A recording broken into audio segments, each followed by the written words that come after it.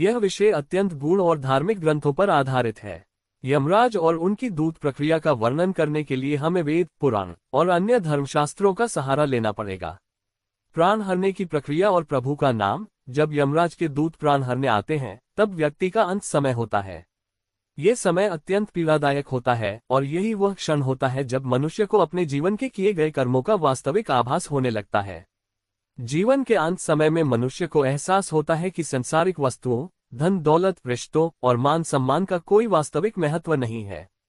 उसी समय उसे ये भी समझ आता है कि प्रभु का नाम ही एकमात्र सत्य है।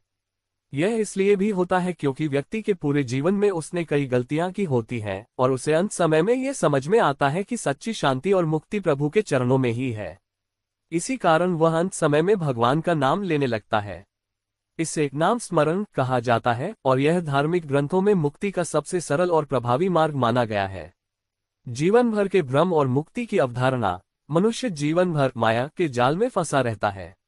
माया का अर्थ है सांसारिक सुख सुविधाओं, लालच और भ्रम का संसार। यह माया ही है जो व्यक्ति को वास्तविक सत्य से दूर रखती है। मुक्ति का अर्थ है इस माया से छुटकारा पाना और आत्मा को पुनर्जन्म के चक्र से मुक्त करना। धर्मशास्त्रों के अनुसार मुक्ति केवल तभी प्राप्त होती है जब व्यक्ति अपने कर्मों को सुधारता है, प्रभु का स्मरण करता है और सच्चे ज्ञान की प्राप्ति करता है। यमराज का आदेश और यमदूतों की प्रक्रिया। धर्मशास्त्रों के अनुसार यमराज अपने दूतों को इस प्रकार आदेश देते हैं कि वे व्यक्ति के कर्मों का लेखा जोखा देखें और फिर उसके अनुसार उसके प्राण हर लें। यमदूत उस आत्मा को यमलोक ले जाते हैं जहां यमराज के समक्ष उसका न्याय होता है।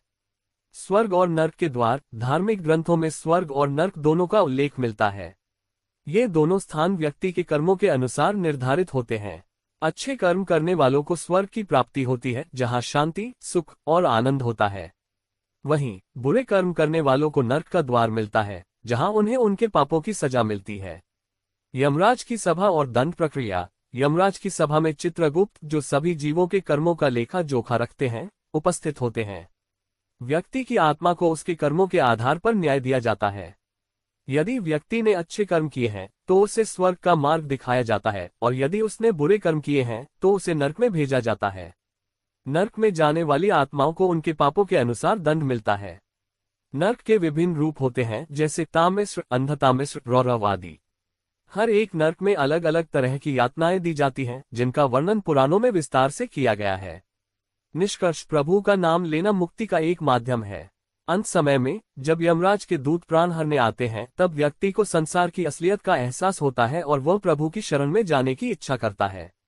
जीवन भर का भ्रम और माया उसे मुक्ति से दूर रखते हैं और अंत समय में वह सच्चाई को समझता है।